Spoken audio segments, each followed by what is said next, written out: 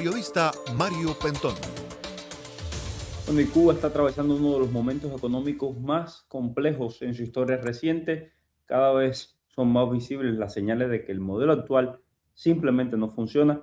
La escasez de combustible, la inflación, la caída del turismo, la falta de divisas y ahora las decisiones improvisadas que rompen incluso con los principios del sistema. Por ejemplo, el régimen ha decidido eliminar en la práctica el precio único de combustibles en divisas, permitiendo que existan distintos precios en función del costo de importación.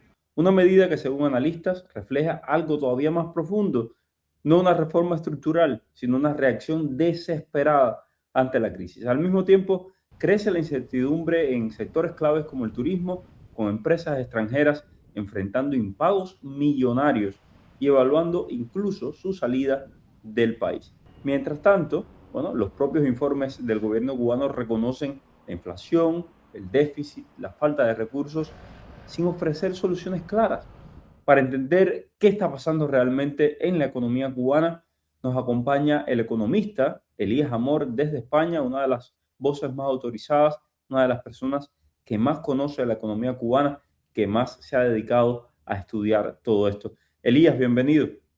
Muchas gracias, Mario, por invitarme a tu programa. Es un placer estar aquí contigo y con tu audiencia. Saludos. Elías, el régimen está rompiendo con el precio único del combustible en Sí, divisas. ¿Esto es una reforma real hacia el mercado, hacia el libre mercado, o simplemente es una medida desesperada? esto es una medida desesperada, pero dirigida hacia el mercado. Me explico. A mí me ha sorprendido la decisión del régimen que se publica hoy en la prensa estatal y yo creo que mucha gente también se habrá sorprendido porque es una decisión que entraña un proceso de transformación importante de lo que va a ser a partir de ahora el servicio de surtidor de gasolina. Tú piensas, por ejemplo, en la gasolinera que está a la entrada de mi pueblo, en Santiago de las Vegas, y luego a 5 kilómetros de allí hay otro surtidor en Boyeros.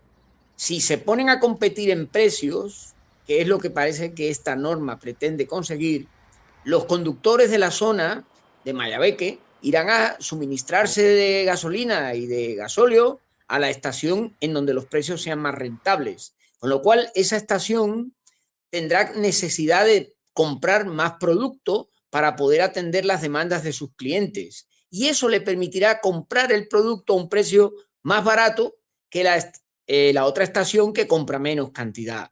Al comprar más barato, puede ofertar el producto a un precio también más barato, con lo cual incrementa más la demanda. Y estamos viendo que ese es, digamos, el principio básico de la economía de mercado, cuando oferta y demanda buscan un equilibrio que satisface a todas las partes. Si esto es lo que pretenden conseguir las autoridades con esta medida, que yo creo que hay también gato encerrado detrás de esta medida, lo que nos estamos encontrando es una línea de apertura hacia la economía de mercado que creo que tiene su consistencia en las conversaciones que se han estado manteniendo a lo largo de estos meses entre el régimen comunista y el Departamento de Estado de los Estados Unidos. Ahora, Elías, ¿quiénes son los que tienen los negocios de importar gasolina Claro, a Cuba? Usted. claro, aquí me hablan a mí de que puede haber alguna MIPYME que gestione esas estaciones de servicio. Las estaciones de servicio van a seguir siendo del Estado.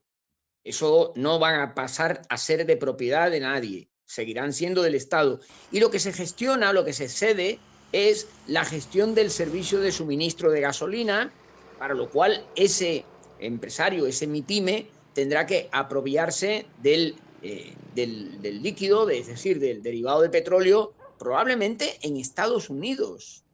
Y de esa manera se salva la restricción de las órdenes presidenciales que, como sabes muy bien, van dirigidas a evitar que este negocio lo haga Gaesa y el aparato del Estado. Si estas MIPYMES son pequeños brazos armados de Gaesa, eso ya lo dirá el tiempo. Pero de momento no lo parece. Bueno, Ya te digo que abren un espacio para la competencia que me parece muy interesante, aunque evidentemente era lo que yo me temía. Estamos viendo reformas económicas que resquebrajan el sistema comunista sin que haya, por otra parte, una respuesta del régimen a medidas que vayan a favor de una democratización política. Y eso es lo que realmente más puede preocuparnos de esta medida que va a entrar en vigor el día 15. Esto va rapidísimo, ¿verdad? Definitivamente, pero yo quiero dejar claro que desde mi punto de vista sí están vinculadas con Gaesa y desde mi punto de vista sí obedecen a Gaesa y al régimen cubano, y quienes tienen esos negocios son gente que son de confianza absoluta del régimen cubano. De hecho, sus contrapartes aquí en Miami son de confianza absoluta del régimen cubano, están unidos sanguíneamente con el régimen cubano. Pero bueno, vamos a avanzar. Usted plantea que el problema no es el bloqueo, sino que Cuba no puede pagar el petróleo. ¿Hasta qué Correcto. punto estamos ante un colapso financiero del Estado? Y yo creo que es un poco lo que hemos visto, ¿no? El vaciamiento del Estado, lo decía Oscar Grandillo el otro día en Bogotá, es el vaciamiento del Estado cubano y que se lo ha entregado todo a una empresa privada que es Gaesa.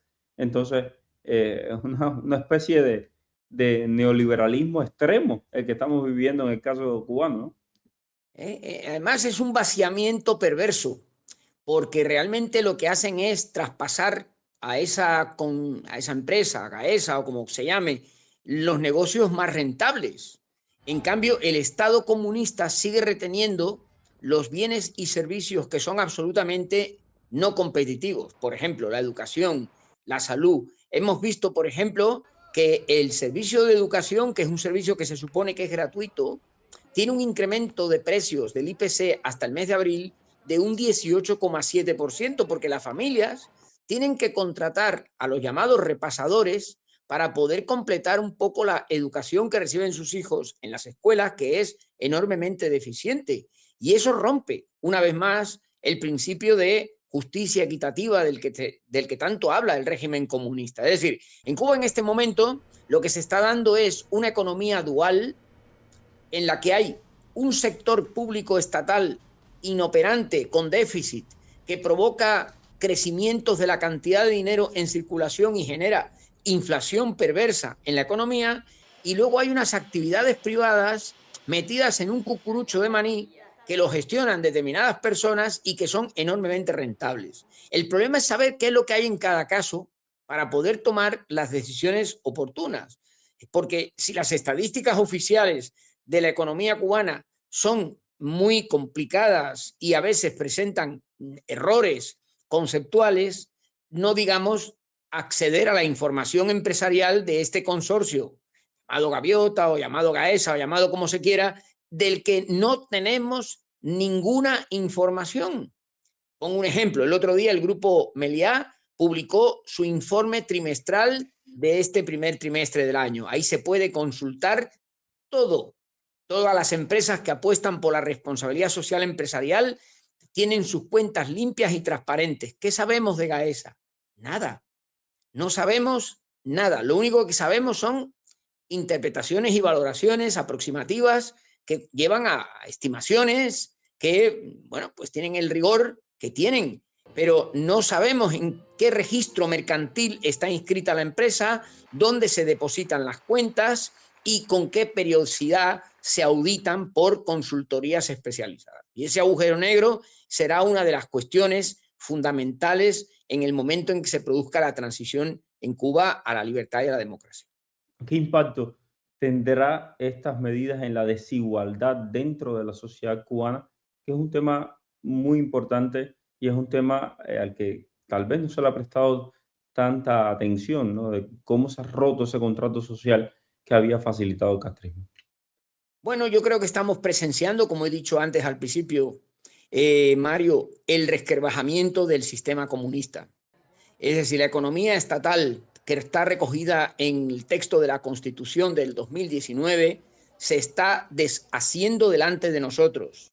Estamos asistiendo a un proceso en el que hoy falta un brazo, mañana falta un pie, al día siguiente falta una mano y así. Progresivamente se está descomponiendo un sistema que pretendía ser presuntamente igualitario y equitativo y al final ha acabado siendo el sistema que más agravios crea posiblemente en la economía mundial.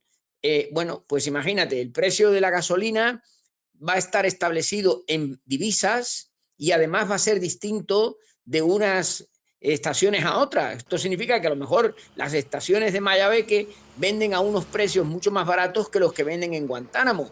Y eso va a crear, evidentemente, desigualdades muy importantes en el territorio, porque los negocios que dependan del transporte se van a trasladar allí donde la gasolina y el gasóleo sea más barato. Entonces, si en Guantánamo es muy caro el producto, los negocios de transporte se irán de Guantánamo y se establecerán en otros sitios. O sea, la economía, cuando se toman decisiones de este tipo, lo que se hace es construir una casa, pero al mismo tiempo derruir otra. Y yo creo que los comunistas están destruyendo la casa que crearon en la Constitución del 19 sin planificar lo que debe de ser una economía de mercado, que es el destino natural que ha de tener Cuba como nación libre y democrática. Hace poco hablabas de Meliá. Si empresas como Meliá empiezan a cuestionar su permanencia en Cuba, ¿qué pasaría realmente con el turismo extranjero si sigue cayendo o se retira, digamos? En este caso, empresas como Meliá, como Iberostar, el turismo está en caída libre, los impagos que hay a las empresas españolas, la crisis energética que, aunque ellos repitan una y otra vez que no afecta al turismo, porque los hoteles tienen electricidad. Bueno, algunos hoteles tienen electricidad, han tenido que consolidar, y a los comunistas les encanta esta palabra, que para mí suena horrible, consolidar los hoteles, y entonces tienen unos pocos hoteles donde ahí meten a todos los turistas juntos. Bueno, en realidad lo que el sector turístico cubano, como sabes, empezó a funcionar en los años 90 del siglo pasado, cuando desembarcaron las primeras empresas españolas por invitación de en aquel entonces el ministro de Exteriores español, Abel Matutes, del Partido Popular, que promovió pues la entrada de grupos como Meliá, Sol, Iberostar, NH, etcétera, que han ido abriendo operaciones en Cuba a lo largo de estos años. Pero yo quiero destacar aquí que la participación del turismo en Cuba por parte de las empresas españolas es un modelo que es único de Cuba y que no se da en el resto de los países del mundo en donde los hoteles españoles tienen presencia. Me refiero a que en Cuba los hoteles son del Estado y el régimen los cede a estas compañías hoteleras para que los gestionen. No hay, por tanto, un riesgo excesivo en la actividad porque el coste fijo de construcción del hotel no recae sobre la empresa hotelera, recae sobre el régimen comunista a través de las empresas que, como hemos hablado antes, tienen esos negocios turbios y oscuros difíciles de conocer, ¿no? En ese sentido, el negocio hotelero de los españoles en Cuba es un magnífico negocio, pero el problema que tiene es que no llega la demanda. A los hoteleros españoles se les prometió un futuro espectacular de llegada masiva de turistas a Cuba y llevan 30 años esperando eso. Por lo tanto, no sería nada extraño que en algún consejo de administración un accionista importante dijera, señores, hasta aquí hemos llegado, vayámonos de Cuba porque no tenemos nada más que hacer allí y no tenemos que esperar nada más. Y el día que esa decisión se tome, Mario, el régimen comunista lo va a tener muy difícil, porque no han sido capaces en estos 30 años de generar negocios, empresas que pudieran sustituir la gestión que hacen las hoteleras españolas en Cuba.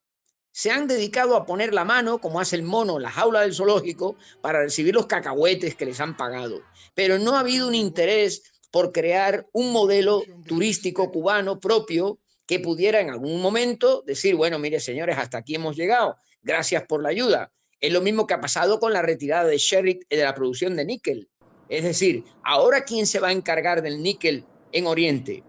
Ya veremos. Putin ha dicho que él, pero yo creo que Putin, tal y como lo tiene en este momento, no lo tiene fácil. Es decir, el régimen comunista nunca se ha preocupado por el futuro de la economía cubana, lo cual significa que tampoco se preocupa por el pueblo cubano, que lo tiene en una situación de grave crisis humanitaria y con estas medidas de la gasolina, pues lo que se pretende es, bueno, pues facilitar un poco la mejoría de la situación para que no se llegue a esa implosión a la que todo el mundo cree que, bueno, todos creemos que se va a producir.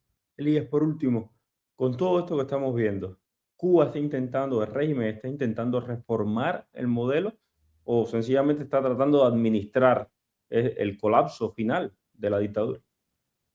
Sinceramente creo que están escuchando los mensajes que se les están trasladando desde la Secretaría de Estado de los Estados Unidos, porque este tipo de decisiones no estaban en ninguna agenda del programa económico. Yo recomiendo leer el programa económico que se presentó el otro día y ahí no hay ninguna iniciativa relacionada con sacar a las gasolineras a vender la gasolina en divisas y a precios distintos y competitivos. Por lo tanto, son medidas que lo que pretenden es paliar la grave crisis humanitaria que hay en la economía cubana, tratar de salir del agujero negro en el que se encuentran como consecuencia de la imposibilidad de suministrarse petróleo en los mercados internacionales, porque a Cuba nadie le financia la compra de petróleo porque no paga, y al no pagar, pues no tiene financiación, y encontrar una forma de caer simpáticos a los negociadores de la parte de los Estados Unidos que, lógicamente, están exigiendo movimientos en la dirección correcta. Pero creo, sinceramente, te lo digo a ti y aquí a tus oyentes, que los movimientos que está haciendo el régimen, los que yo conozco al menos de momento, no corresponden con una transformación de la economía comunista hacia la economía de mercado. Y en ese sentido, pues, no es el camino correcto.